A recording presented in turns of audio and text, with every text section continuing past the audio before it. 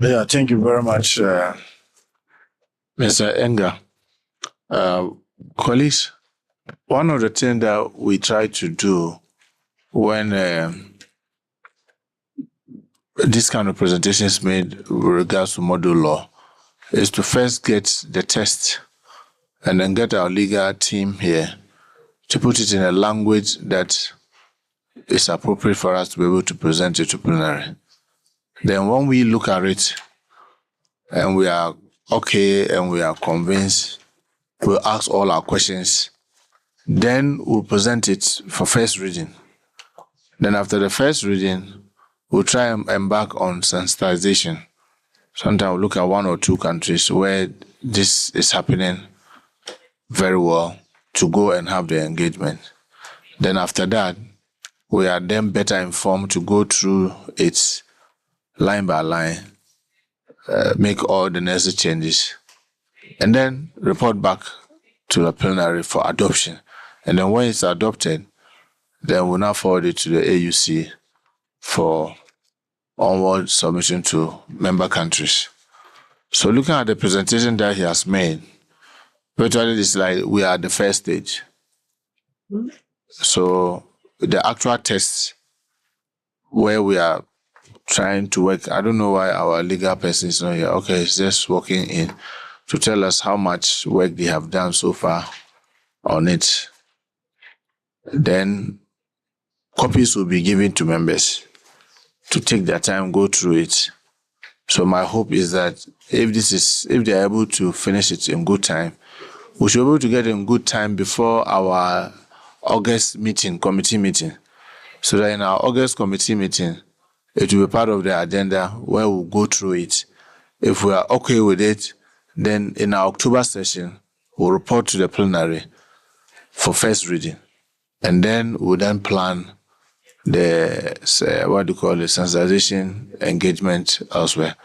Nevertheless, I can see the legal person is just coming in. I wish you could take a seat, then we'll ask you a question about how far have you gone with working together with them.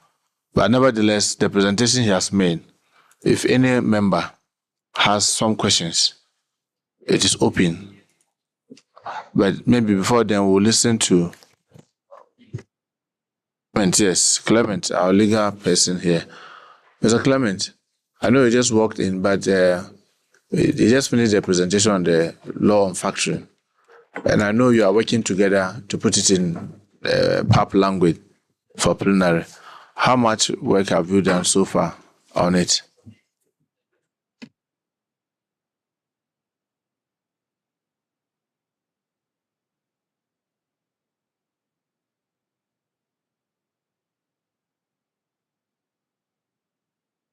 Okay, thank you, Honorable Chairperson, Honorable members.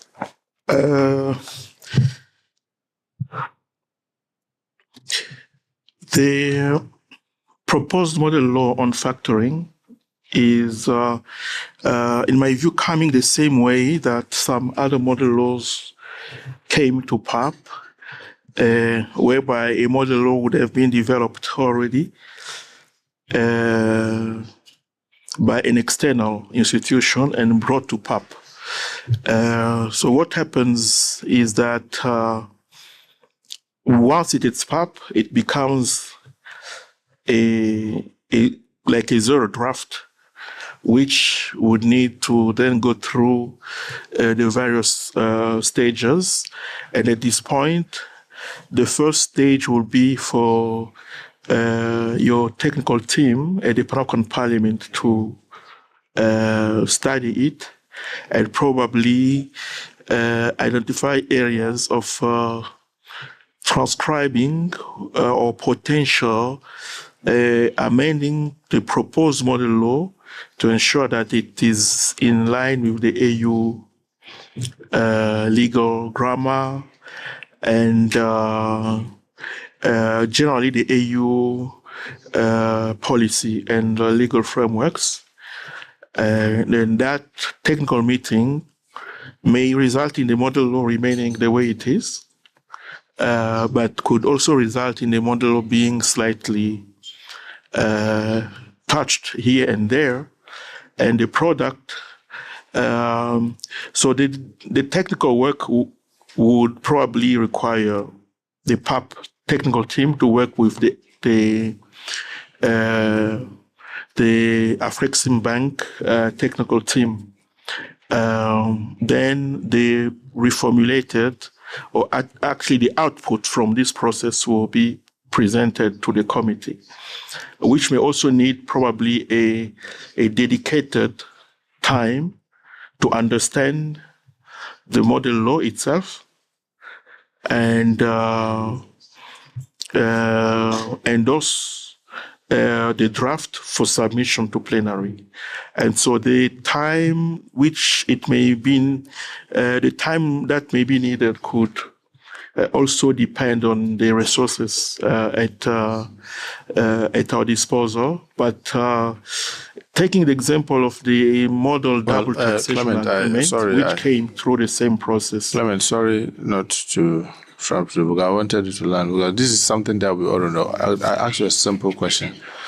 Whether the zero draft have gotten to you, because you are the head of the legal, or you are the legal person that's going to do the technical work and inform us that, oh, the model or the zero draft they submitted at least meets our expectation, or it has met all the guidelines, and therefore the committee can schedule a time to start looking at it. You are yet to, have you received a zero draft?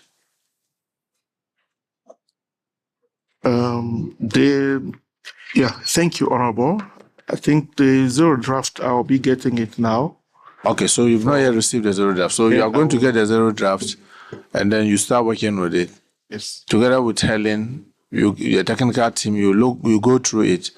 But our hope is that we need to work within a timeline.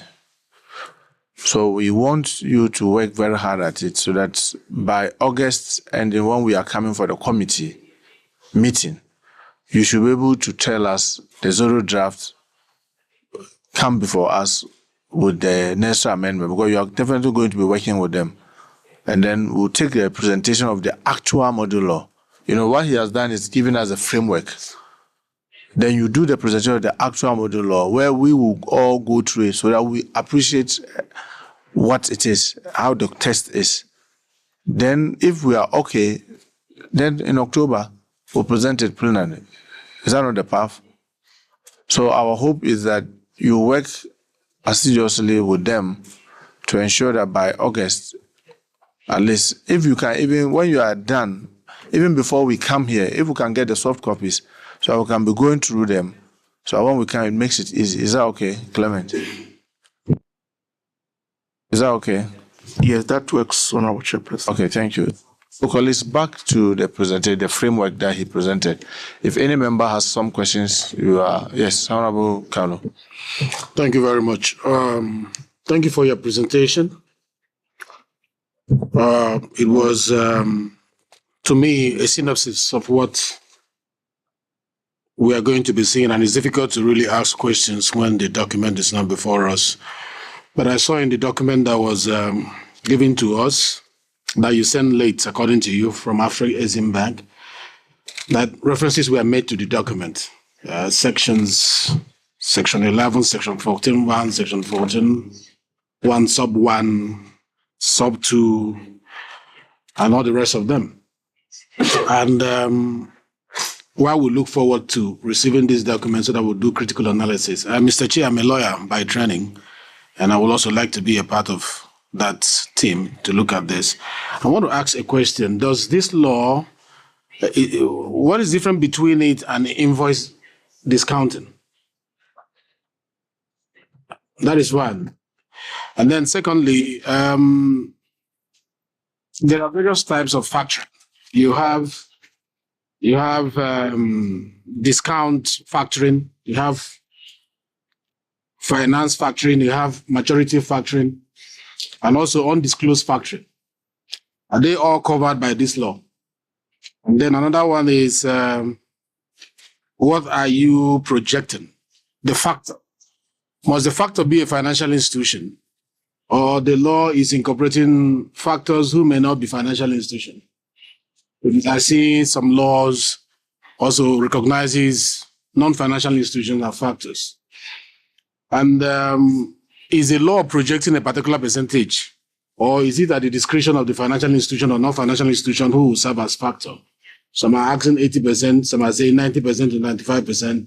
Are we going to be specific in Africa and say, this is what, if you're going to do factoring, it must be within this particular percentage? Is it specific, or is it going to be open to the discretion of the parties? Let me stop there for now, and maybe when we get the document, we'll have other ones to ask. Thank you, Mr. Chair. Thank you very much, Honorable Carlo. Yeah, Mr. Nga.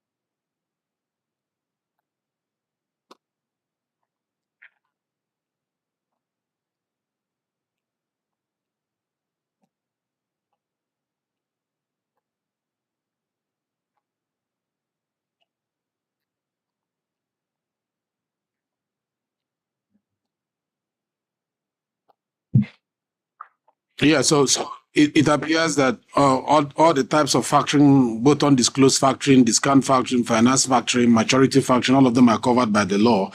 I want to add from your explanation, and actually you got it cleared with regards to whether financial institutions only are the ones allowed. It answered my question that non-financial can participate in this space. But I have a concern. We must be very careful in making sure that the parameters for who becomes a factor, if you are non-financial, is well defined to avoid abuse.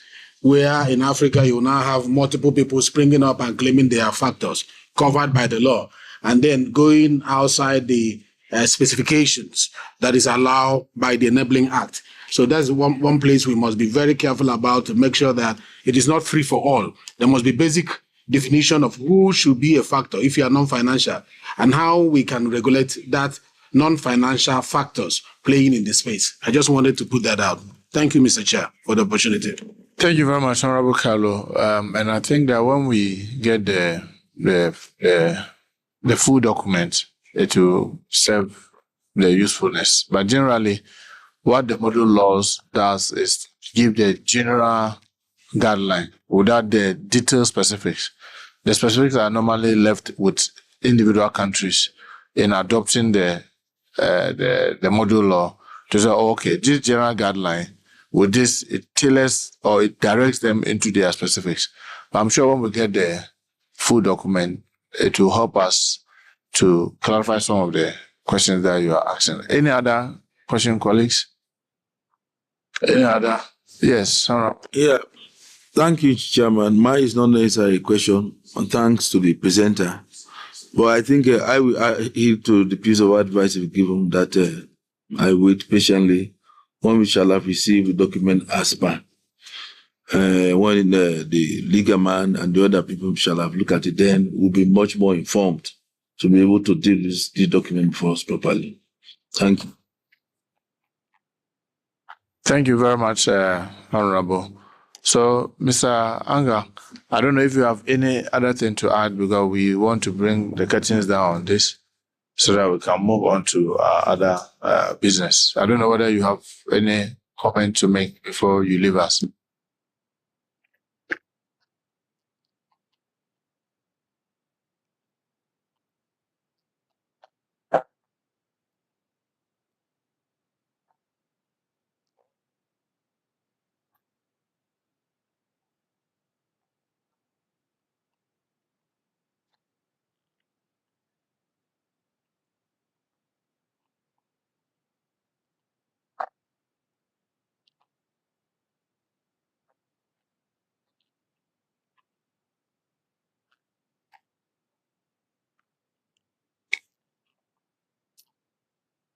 Thank you very much, and we wish you well. So we bring the curtains down on this presentation, and then we'll move to our next agenda.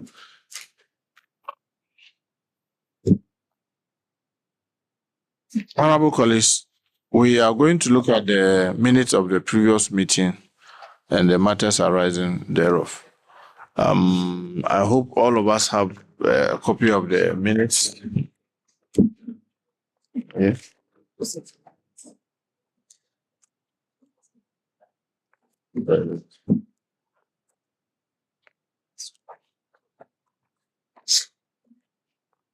There are 2 minutes here. Which of them? Yeah, we have two of them. I'm trying to get the exact dates.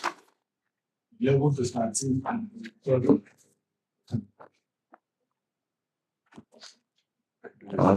Yeah. Should be made.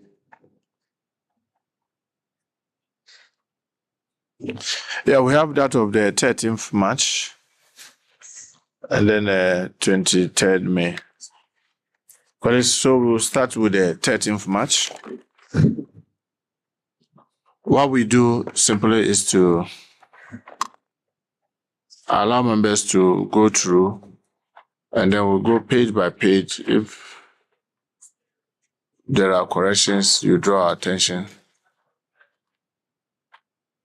So we'll do the corrections first, and then we'll come back and look at the matters arising. So I'll start with page 2, where we have our names.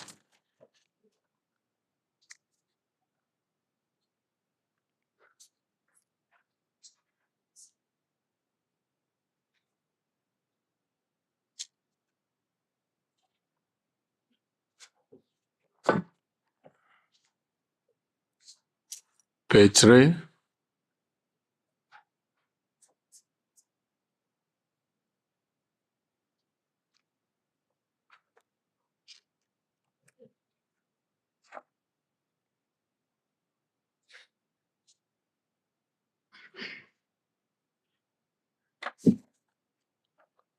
Page 4.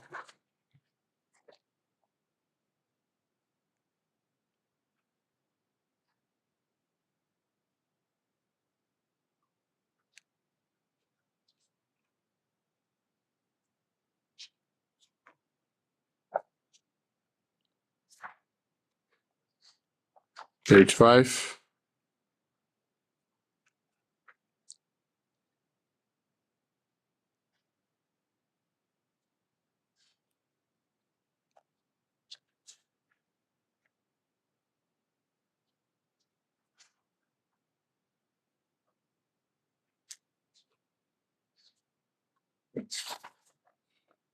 Page 6.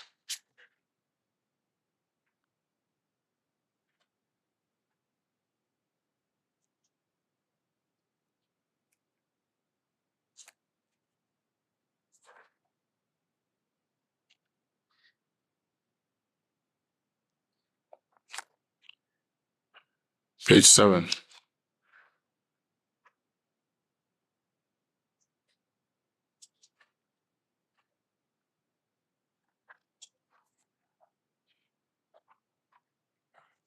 Page 8.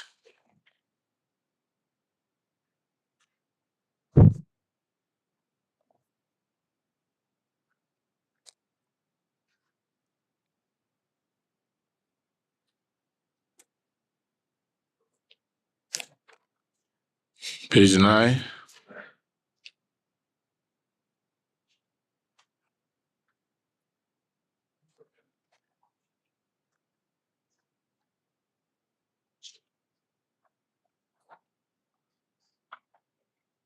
Page 10.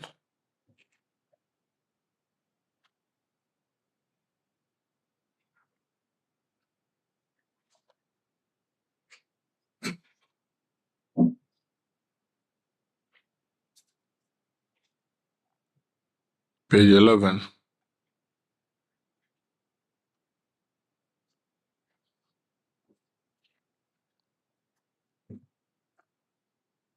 Page 12.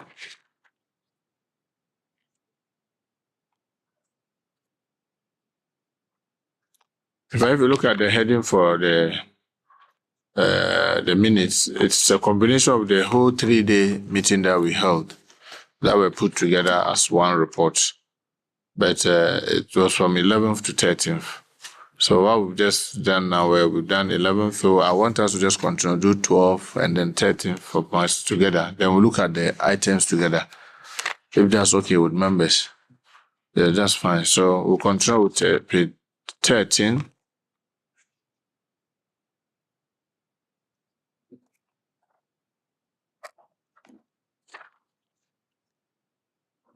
Page 14.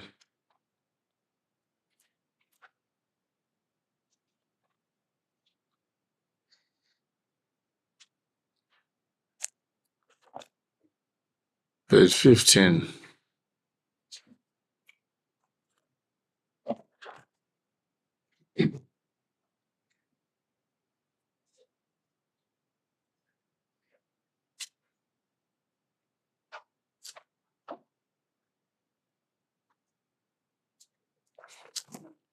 Page 17.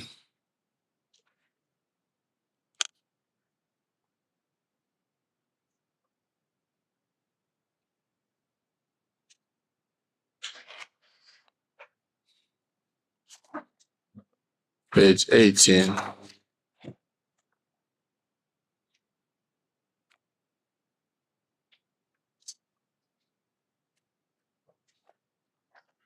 Page 19.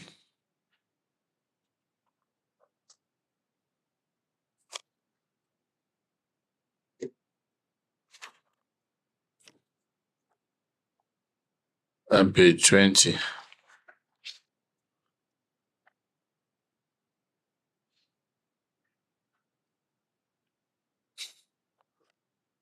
Page 21.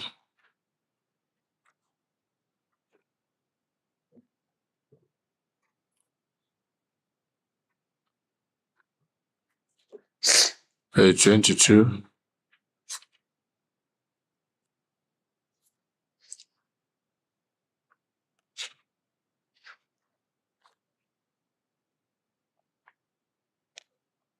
Page 23.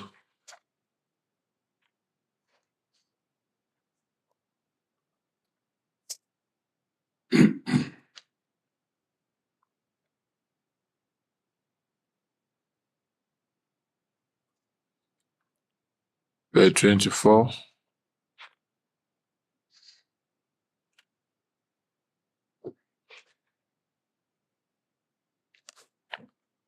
Page 25.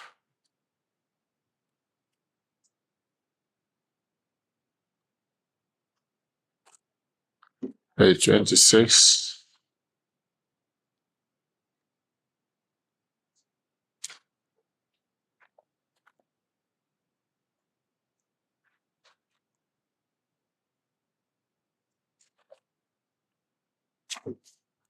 Page 27.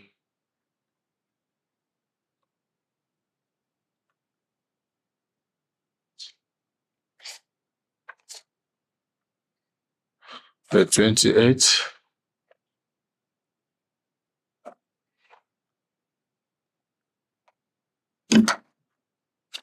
Page 29.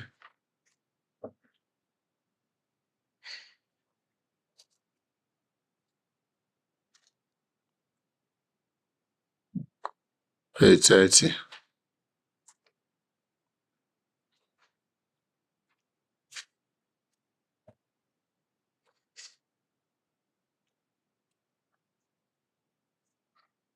Page 31.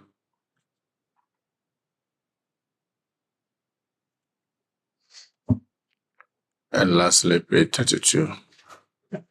I know it's very difficult if you didn't get this much earlier to go through and see the corrections. But my hope is that for those of us who were there, will have tried to. And Helen, I don't know why you didn't send the soft copy of it. But if I send the soft copy, it would have made it much easier. But if you receive a document 32 pages an hour and a half ago, I expected to go through and make sure that all the corrections are done. It's very difficult. Try and always send out a soft copy so that it makes it easy. When you come and you have the hard copy, I haven't read through it. If there are corrections, it's much easier to see. Colleagues, can someone move that the minutes truly reflected what happened on the 3 days that we had those meetings? Unfortunately, this is only limited to those who were there during that meeting. And I see that in this meeting now, it's only myself and Honorable Teres who were there. All the others were not there. It is Honorable Salufo Mbo, but he has also stepped out. So maybe you move in a second.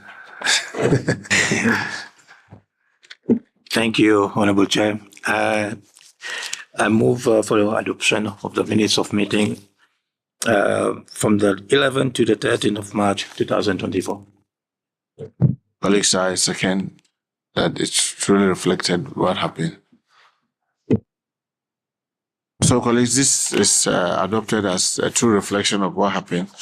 So, can we quickly go through the matters arising from these 3-day meetings? And that I'll also go by heading by heading. If there's any matter that was supposed to be followed up, the clerk was supposed to join us, and she's not been able to.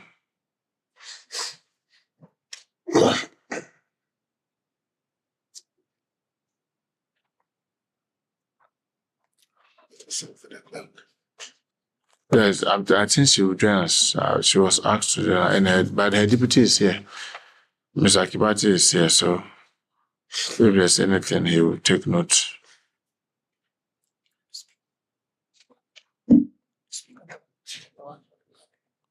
Which paragraph is that?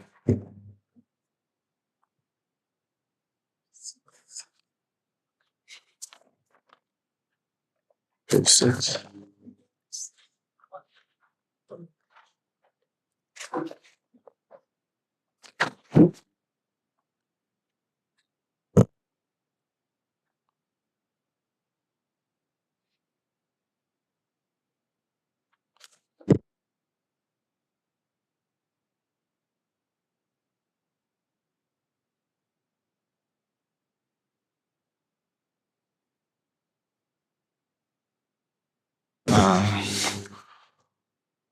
Yes, honorable colleagues, if you look at page 6, the presentation and revision of the committee work plan for 2024,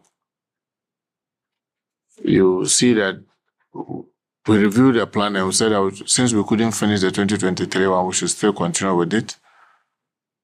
And then on the AU team, And then how to oversight the PAP and the AU budget. The committee noted that this was ongoing for the PAP budget. However, for the union budget, this was still a challenge. It was agreed that the committee begin their oversight engagement with the F-15 at some point within the year, preferably mid-year. This activity should therefore be included in the work plan and budgeted for accordingly. Budget for the non-statutory. Okay, so this particular item, honorable members, especially those our colleagues who are new, Kasamba and then Carlo, you are new, and then the Indim. One of the major challenges we are having at PAP is that until very recently, AU will come and present its budget here. And then that gives the opportunity for us to see everything, the whole union, what they are doing. But it's been almost, if my memory serves, around 5 years, 6 years, they've stopped doing it. They've stopped coming to make the presentation, the budget presentation. Yes. I think since Musa Faki took over, when Madam Mbeki, Madam Zuma was there, they were doing it regularly. But since Musa Faki took over, then it became inconsistent, then they fizzled it out and they stopped coming. But I think it's something that we must demand. And I feel strongly we need to add it to our report to the plenary, the one that we are doing for the budget 2025.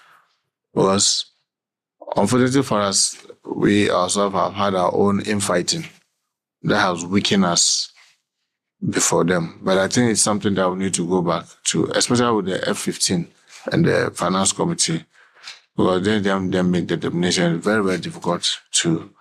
For the budget of PAP itself, I think we are doing very well because we've been following with what we call the budget execution month by month, and you'll see them make a presentation soon on this month, from January to June.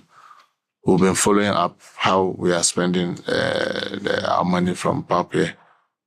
So that's that on that. But if you look at the workshop that we held over the weekend, Honorable Terrace, I think this gives us even a more insight.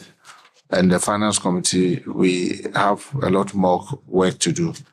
With regards to our own budget and how we build it up towards the AMET. We now that all the committee chairs were there, maybe it will be our mandate as Finance Committee to ensure that in building up the figures, they follow the due process so that we just don't get the way it just gets torn apart when it gets up there. Honorable Carlo, I thought I saw your mic up. Yeah, I'm actually very passionate about this issue that you raised now.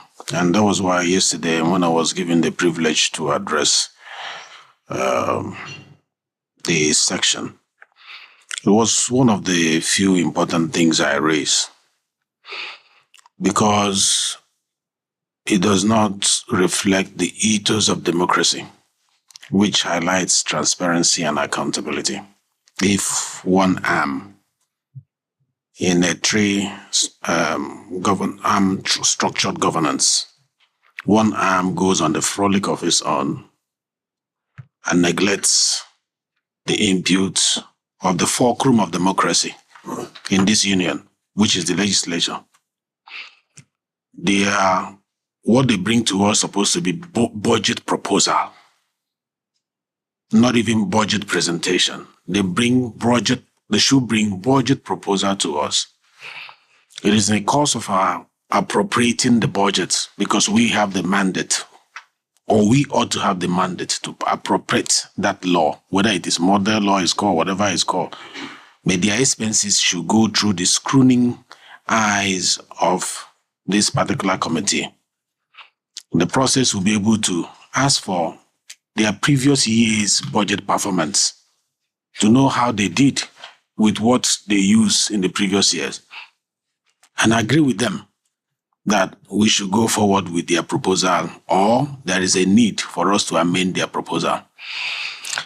What that will do for this institution is that it will strengthen PAP, because they know they can no longer act outside, the impact of PAP. It will make us also more strong in order to make requests. For example, I'm seeing 10 million for PAP. I saw it somewhere there, 10 million. How well is that 10 million in the execution of our mandate? Should we go up? Should we go down? Those are the conversations that when we are working on their budget, we'll say, cut out this SS here, put it here. Amend this one here, put it there. If we fail to do that, we are not being legislative in our work, and we need to really lobby. I heard you mention F-15, and I agree with you, yes. They are the key stakeholders when it comes to funding. We have to reach out and lobby them and let them understand. But first thing first, the committee with the mandate of the president of PAP should write formally to the executive in Addis Ababa, telling them historically, between now and this has been the tradition. The precedent has been set that you submit your budget to us. But from now to this, this particular period, we have not received anything from you.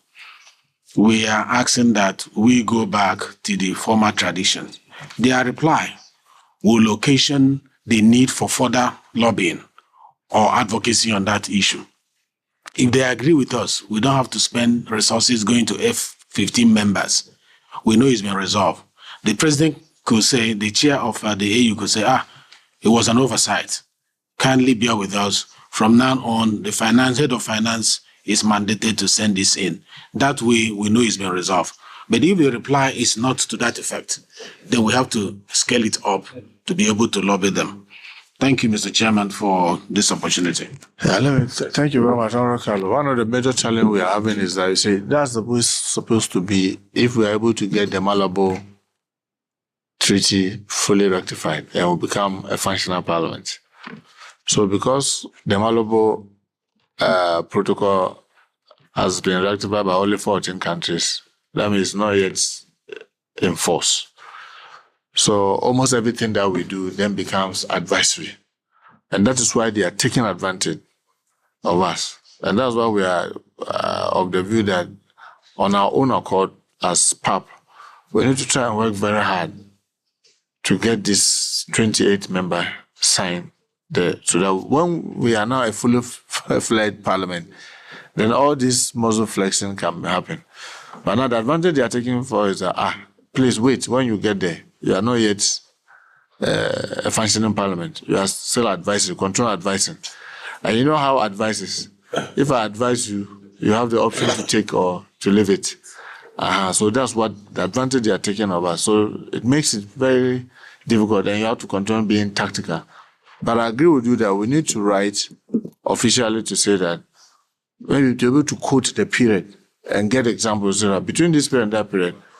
Yes, you used to come and present the budget. After you've approved it, everything, you come and present it for us. So we have an idea what is in the budget.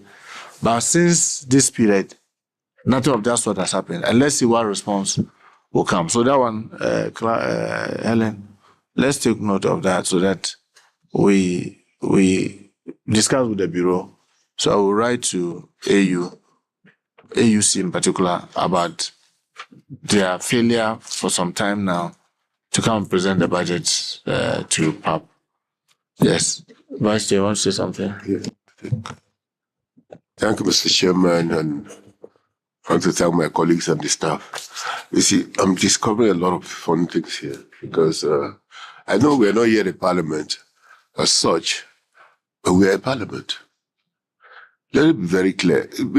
What is the rule? Because the people who were there before were doing the right thing.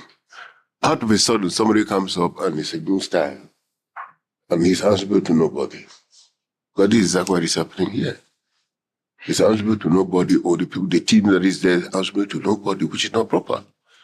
So I would think, like you said, he has proposed, let us get down. Because when the Malabo Protocol will be rectified, what will change? What will actually change? We are a parliament. And even we are advisory. Let them bring the budget for us to advise on it. Yeah, let them bring the proposed budget for us to advise on it. It is our right to advise on it. Because who does it for now?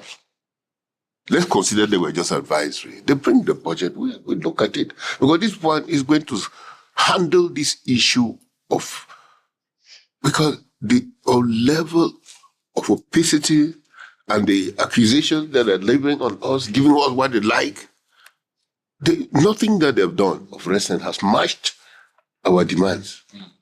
But they come to look at us and do oversight on us. An imaginary oversight, using blackmail to do what they're doing, which is not proper. That's not how the money finances.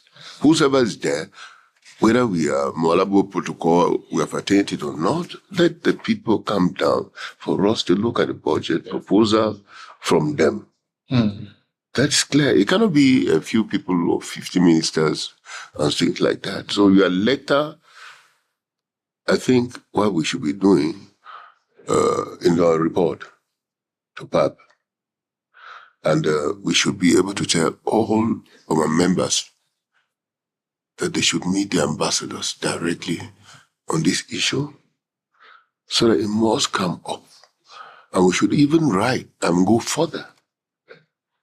We write and go further because Faki is the cause of all this. He's an individual. It's not even AU policy. I want to be very clear on this. He's an individual who has decided to abrogate himself to do what he likes and blackmail others. Because during the last campaign, it was so dirty. It was really, really dirty. But we are instead ones who are supposed to be pointing the bullets and sending the bullets to them. So let us, my chairman and this committee, let us take our responsibility. We should not just write, we should be instructing and quoting the relevant text that gives us the authority to be able to, whether Malabo or no Malabo. How is the budget being controlled by who? Thank you very much. Thank you very much. So I think the point is well made, and we've agreed that, one, it will be part of our report to the plenary, and then two, we'll discuss with the Bureau for us to write officially to AU, quoting the relevant section, even the advice. They are not adhering to it. They are not bringing the budget anymore. Why? So that we can get them to do the right thing. Now we'll go to page 10. Mogo, there was this figure on publicity, and there was the need to look at this figure to ascertain the accuracy. I don't know whether you have a copy of the report. There was this figure on publicity. When we're looking at the budget execution, the figure that was there was confusing. So we said you should cross-check the actual. I don't know whether you've been able to do that.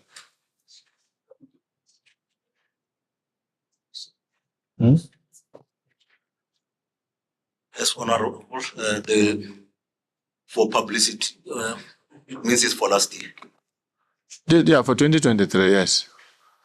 You know what? In the budget execution, the approved budget was 20,000. The amount released was 20,000. The budget, the execution, the figure was looking so confusing. Was it 10,000 that was spent? Was it 101,000? So we said that there was the need to look at this figure to ascertain the accuracy. You were in that meeting, isn't it? Yes, I will double. But look at your system now. What is the actual for budget for the what do you call it budget execution for 2023 on publicity?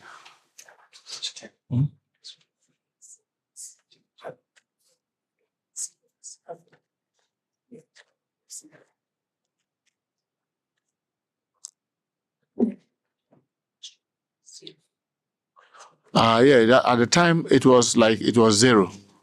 And you said that it wasn't zero. And you said but you cross-check. So are you able to pull it and tell us exactly? Because now I'm sure you have closed on 2023. On publicity, what's the figure there? Because $1,015. What? If you're talking about publication. Publicity. Publicity is correct. The publication is 0. No, the publicity it was 20,000. And the figure there, is it 1,015? Yes. 0.58 cents. Oh, okay. So it was the publicity, the publications that we advised subsequently that we should stop putting figures there. Is that not it? It's the one. Because we said that we are no longer, and most of the things are done online, so we should stop allocating money. The money looks small, but that's what is hindering our ability to execute fully. Yes. Honorable Saluja, you've also come, so let's follow because now it looks like it's only the three of us who were there on the matters arising. Yes, Honorable Tony, Rapporteur. Yeah, well, thank you, Chairperson. And I'd like to take this opportunity to congratulate you, to Chair. I was not in this meeting. Congratulate you and the honourable members that were present for the in-depth discussions on during these meetings. And also the fact that the figures have got comments, against them to explain what is happening. It's very, very impressive, Chairperson. I think you did very well with the team. I want to take you back to number 6, Chair. Page 6, sorry. Its presentation on the budget execution. Just for maybe information, because you reported that the overall execution rate was 86% at that time, but the union's auditors were still currently at BAP. I just want to find out if the auditors concluded what happened to that execution thereafter. It's part of the report that was presented to plenary. I think it's moved to 87, right? The execution rate finally for 2023 was 87. Isn't it, Mogo? Yes, it ended up at 87. But it's part of the report that we'll be looking at. I've seen that one there. Honorable Colleague, any other matter that was arising that need to be looked at?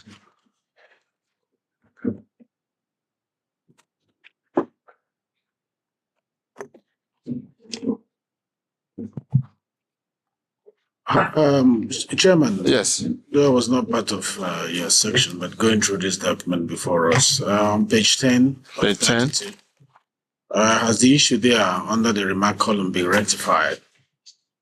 There was over expenditure, and that subsequently, that unfortunately a supplementary was not approved. That the figures. Yeah. I mean, it's one of the biggest challenge we had in 2023. In 2023,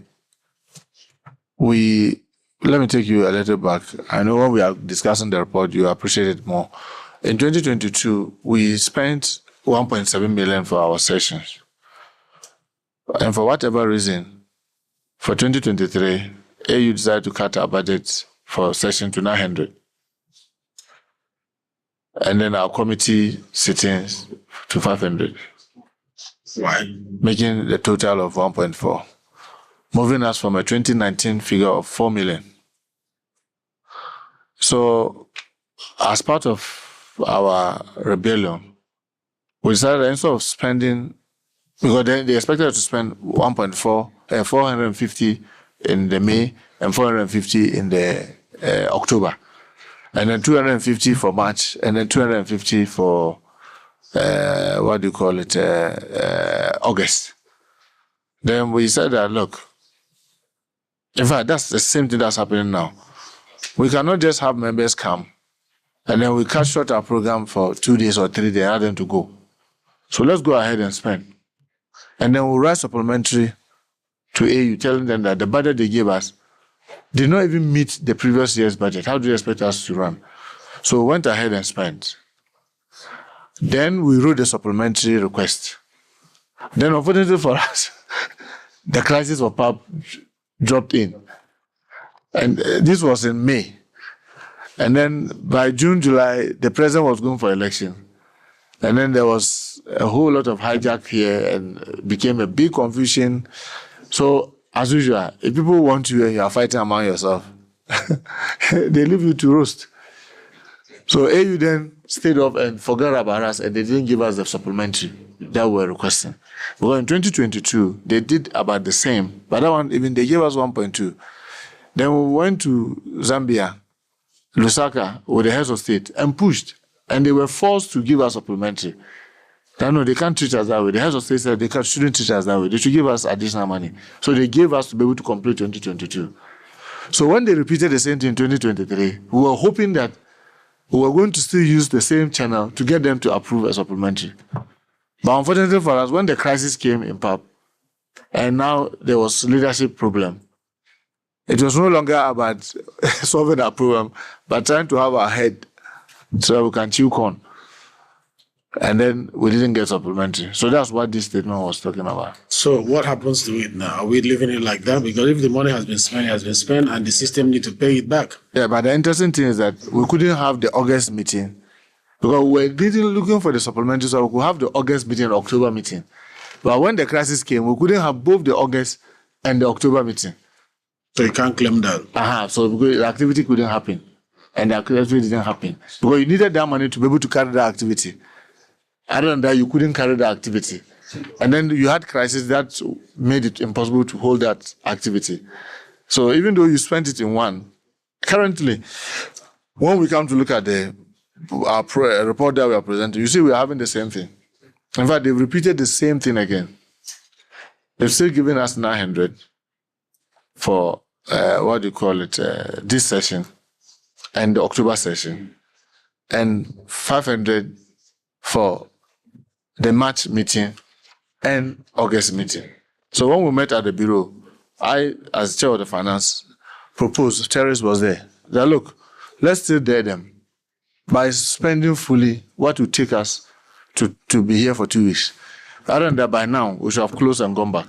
If we're going to stick to the 450, we should have just closed this session and go back. And I said, I know, member states cannot finance members to come. And then we'll come and do 3 days and go. Let's do the 2 weeks and you spend the money for both August and October now, whilst we push for supplementary. But interestingly, I think they have advanced from 2.6, even though it has not yet been approved by the F15. We are hoping that now in the August, we should get the F15 to approve it so we can spend it. But it's the same thing that's happening now. So you see that there's this tug of war between us and the... But it ought not to be. Yeah, it shouldn't be. But we are hoping that we'll gradually overcome. But the biggest challenge, I must admit, for those of us who have been here for long, is that sometimes it's self-inflicted. We ourselves are fighting among ourselves, and it gives them the opportunity to do that. But if we were glued together, I'm sure most of these things will have been resolved by now. Well, you can't just understand how our budget will move from 2019, pre-COVID, of almost 22 million to now 10.1 million. It's like the more we talk, the more they cut. Yes. Good evening. Hello, good evening. I come only now. Oh, please come and sit down. You are welcome. I'm sorry.